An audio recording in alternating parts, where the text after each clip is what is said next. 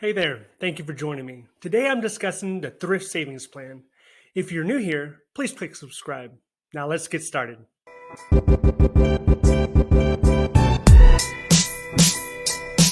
My first exposure to the Thrift Savings Plan, TSP, was as a federal government employee. I had the option in the military, but I did not participate. While I was in the Army, there was no matching contributions. Now, that's changed. So how does the TSP work? Well, let's talk about it. First, if you are in the military or federal government today and you are not participating in the TSP, I would seriously consider participating as soon as possible. By having a TSP, you become a participant in the exponential growth of the market. This means when the top companies in the country, such as Google, Facebook, and Netflix, become more profitable, then so do you. For a quick example, consider how many people have become millionaires by contributing to a TSP. As of 2021, there are now over 98,000 federal TSP millionaires.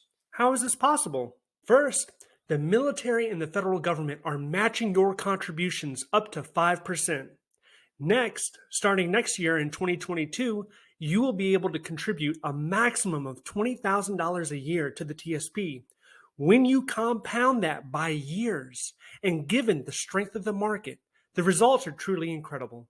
Next, the TSP is made of funds. This is important.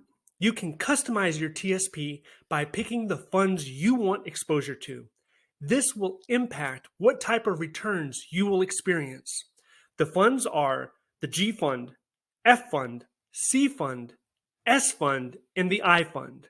Then you have life cycle funds displayed as L2050 or L2060, etc. G funds are government securities. So these are treasury bills or bonds. C funds is common stock. This typically matches the S&P 500. I funds are international stocks. It's the index of Europe, Asia, etc. S funds are the small cap stock index. Small caps are usually up and coming young companies that are growing fast. The F fund is an aggregate bond index, and the life cycle funds are a blend of the aforementioned funds. Next, this is not financial advice, but in my perspective, if you want to maximize your returns in the TSP, you should concentrate on the C and the S funds. In the past year, the C and the S funds have grew about 45%, while the F fund has returned a negative 0.3% return in the same year. Why any person in their 20s, 30s, 40s, and maybe 50s needs any bond exposure is a mystery to me. Okay, so let's zoom out a bit. In the past 10 years, the C and the S fund have returned around, on average, 16% annually. In that same time, the I fund did 3%. The G fund was 2%, and the F fund was 3%. Now, skeptics might say that this is a bull market, and bonds and other securities can protect you during bear markets. But consider the average bull market is 3.8 years, and the average bear market is only 9 months. Also, the reason they call it a bull market is because when a bull kills its prey, it attacks upwards. And that means the stocks are going up. And when a bear attacks its prey, it attacks downwards. So that means the stocks are going down. So unless a person is planning to retire in the next 2 years, I think they are doing themselves a disservice by investing their TSP in anything other than the C and the S fund. Unfortunately, when people join the military or the federal government civil service, their TSP can default to funds that are not in their best interest. Numerous service members are currently exposed to the G fund or life cycle funds, and as a result, they have not been able to experience the amazing gains of the stock market in the last couple of years. Do not be complacent with your TSP.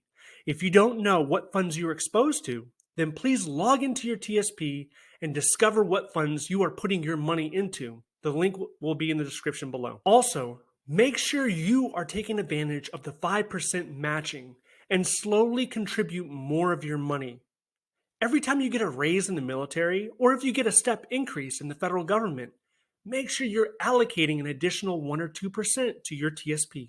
Try not to borrow money from your TSP. Keep an emergency account on the side so you never have to consider touching your TSP. And let the exponential growth work for you. And over the years, you will be in a much better financial situation.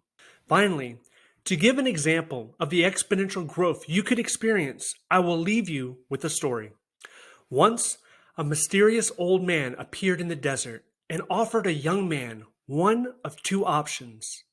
The first option was $1,000 a day for 30 days. The second offer was a magical penny that would double itself every day for 30 days. The young man smiled confidently, and he quickly selected the first option. A month later, he had $30,000, and he was happy. However, if he had selected the magical penny, that 1 cent would have grown over 30 days to over $5 million. And that is the power of exponential growth. Well, that wraps up my video on the Thrift Savings Plan Explained.